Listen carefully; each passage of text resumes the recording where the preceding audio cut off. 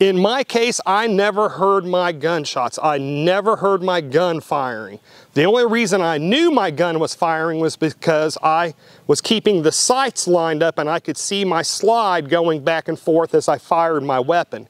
And in fact, I heard another police officer talk about his experience in his self-defense shooting, and he said that the only way that he knew that his gun was firing was because he started smelling the gunpowder, because I mean he was really wrapped up in a fight with this guy. So the only way that he knew that his firearm was actually shooting was because he actually started smelling the gunpowder in the air in this fight for his life. Hey folks, today you are going to learn 10 really surprising things that will happen to you both mentally and physically, both during and after, if you are ever forced into a self-defense shooting. But first, for new viewers, I was in law enforcement for over 20 years, plus I was also unfortunately forced into a self-defense shooting myself. So folks, I've been there, I've done that, everything I'm going to give to you today is from personal experience. So hey folks, grab a pen and paper because this is information that 99.9% of the people out there don't know. Drop your weapon, drop your... So the first thing that most people will experience when they are forced into a self-defense shooting, the first thing they'll experience is this impending feeling of doom or death. And I don't really know how to describe that feeling other than to kind of compare it to when you're getting ready to go down a really big hill the first time on a roller coaster. That feeling of the butterflies that you get into your stomach, take that feeling and times it by 1,000. So I've had many people ask me, hey, how would I know when it's time to use deadly force to protect myself? And really I just really can't put it into words other than to say, man, you will know it, because that feeling of impending death, that you're getting ready to die unless you shoot to defend yourself, you will know it, and there's just really no way to describe it. And really what kind of happens is a lot of people kind of imagine themselves as Clint Eastwood or John Wayne, like they see in the movies, where these guys are calm and collected while they get into their shootouts. But in reality, when you are in fear for your life and you really feel like you are about to die, again, you will experience that impending doom that you're about to die, again, unless you defend yourself. So I just want you to understand that that level of fear that you will feel right before you do defend yourself will be life-changing. It'll be something that you'll never forget. In fact, inadvertently, after my self-defense shooting, inadvertently, I actually separated my life into two sections. I actually, again, inadvertently, I've divided my life into pre-shooting and post-shooting. Now, the next thing that you will more than likely experience if you are ever forced into a self-defense shooting, both right before and during your shooting incident, will be lapses of memory. Now, I experienced this myself, and I don't know exactly why this occurred, but one of the things from my understanding is that your eyes can take in and feed a lot of information to your brain. So in a true life or death self-defense shooting situation, and things are happening so fast and you're having to make all these life-saving decisions, your eyes are bringing in a lot of information, but it's more information than what your brain can actually store for memory. So if you are ever forced into a self-defense shooting, just don't be surprised if there's just certain things about that shooting incident that you just don't remember, even years later. And another thing that a lot of people that are forced to defend themselves will experience is called looming, or looming of the bad guy's weapon. And that's where that bad guy's knife, even though it might be a small knife, may look like a giant sword to you. Or if he points his gun at you, that little black circle of his gun barrel pointing at you will look like a cannon. And that's because you realize that that's what's going to kill you, so you actually hyper focus on that. And in the process of that, with you being so hyper focused on that weapon that can kill you, it just becomes extremely large in your in your sight. And then the next thing that a lot of people experience during a self-defense shooting is what's called auditory exclusion. It's where you actually don't hear things that's going on around you. And this was something else that I personally experienced, but from my understanding what causes this, and I could be wrong on this because I'm not a scientist, but from my understanding is your body, your brain suddenly starts trying to make decisions of, you know, what do you need in order to survive? And so our body will kind of revert back to the old caveman days or whatever, and it will actually start directing energy away from certain organs and then start putting that energy towards your fist, being able to fight or being able to flight. And so experiencing auditory exclusion during your self-defense shooting is something that, again, you will probably experience. In my case, I never heard my gunshots. I never heard my gun firing. The only reason I knew my gun was firing was because I was keeping the sights lined up and I could see my slide going back and forth as I fired my weapon. If this would have been back in the old days and using a revolver, I probably would have thought that my gun actually was not firing.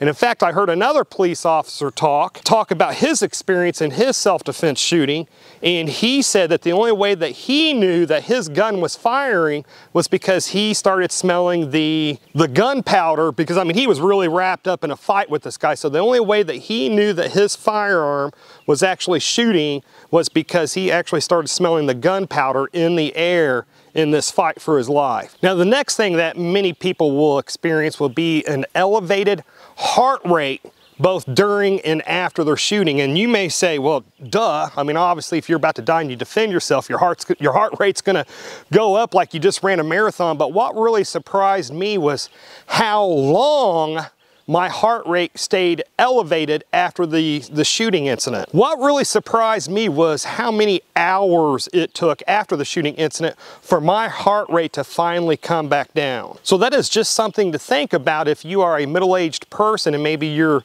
a few pounds overweight or you have heart problems or something like that, is that if you get involved in a self-defense shooting, it may tip you into having a heart attack afterwards. And another thing that's very commonly experienced is that massive adrenaline dump after your shooting is over with. Now, what did surprise me was how long it took for my adrenaline to finally come down. I'm talking like it was several hours after the shooting incident before mine and the other police officers' adrenaline finally came down. For several hours after that shooting, we were dripping in sweat like we had just ran a marathon. So most people know that when they have an experience like that, they're obviously going to have their adrenaline go through the roof and then have an adrenaline dump. But something that really surprises people is, again, how long it takes for that adrenaline to actually come down after that shooting incident. Now, another physical reaction that I had that really surprised me was my blood pressure. Now, I don't have blood pressure problems, but after that shooting incident, it took hours and hours for my blood pressure to finally come down. Anytime that my blood pressure rises, my ears turn red and they get really warm, and then I think it was 4 or 5 or 6 hours after that shooting incident before my ears eventually went back to normal color and didn't feel warm and hot anymore. So that's just another thing to think about if you are older and maybe if you have some heart problems or something like that.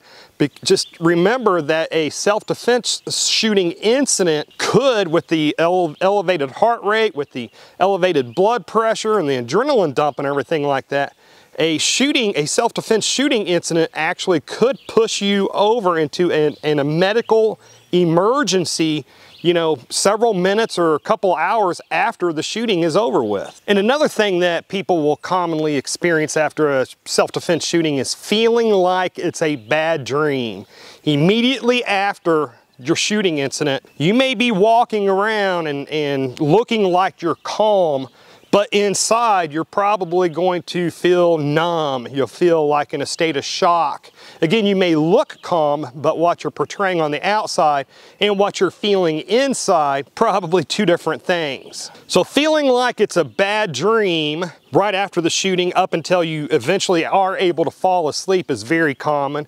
And then when you wake up the next morning, there's a high likelihood that you'll wake up the next morning thinking, okay, maybe that was a bad dream that happened yesterday, and then when you do actually get up and get out of bed, then you realize, no, it really did happen. So that's just something to keep in mind there, how that can play with your psyche. And another thing that happens with almost everybody that gets involved in a self-defense shooting is after the shooting is over with, they will replay it in their mind over and over and over again. And what your brain is doing there by replaying it over and over and over again is, your eyes took in so much information during that shooting incident, and it just kind of put all those memories, what you do remember, it put all those memories in your head, but they're all kind of jumbled up and they're out of sequence, they're out of order. And so what your brain is doing by replaying it over and over again is it's recollecting those memories, and it's starting to put them into the sequence that they happened. So that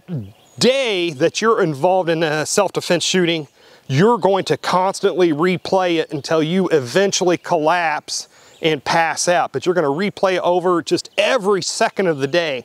And then as soon as you wake up, you're going to continue replaying it over and over again that full day. And that will happen over the next week, where every waking moment you are thinking about that and you're replaying it in your head. You're not doing it on purpose. It's just a natural body reaction that you're going to have to this. And then after a couple of weeks, you'll replay it. You'll start replaying it just several times a day. And then after a couple of months, you'll replay it once or twice a day. And then even up to a year later, you will probably still be replaying it at least once a day, or once every few days, or at least once a week, or something like that. So that's just something to remember, is that you are going to replay that over and over again in your brain as it comprehends what happens and starts putting all those memories back into order. And another surprising thing that happens to a lot of people is having bad dreams about that shooting, or something related to your self-defense shooting. In my case, even several years after the shooting incident,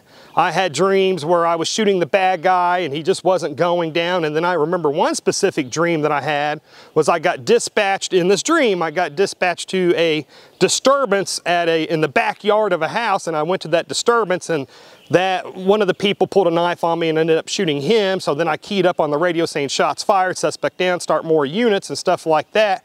And then they said 10-4, more units are coming your direction, but now we need you to head to this second location for another disturbance happening there. And then when I got to that disturbance, another person pulled a gun or a knife on me or something like that. But anyways, I ended up getting involved in another self-defense shooting just minutes later. And the kind of the humorous part of that dream is I remember that immediately after that second self-defense shooting, within like 10 minutes time, I keyed up on my police radio and said, "Control, I just got involved in another police action shooting, start more units. And by the way, I am now officially broadcasting my retirement over the radio." So that's just something to kind of keep in mind, that if you are forced into a self-defense shooting, more than likely over the course of several years, you will more than likely have bad dreams about it. So now I would like to hear from you. What did I miss? Have you ever been involved in a self-defense shooting yourself?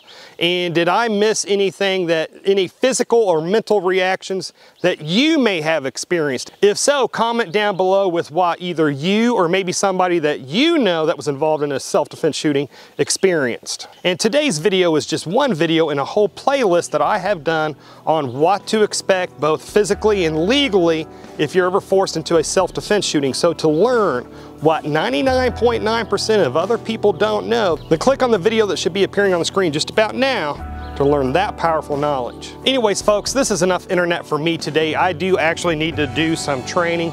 But folks, if you made it this far, hey, thank you very much for watching, and I pray that you have a good night.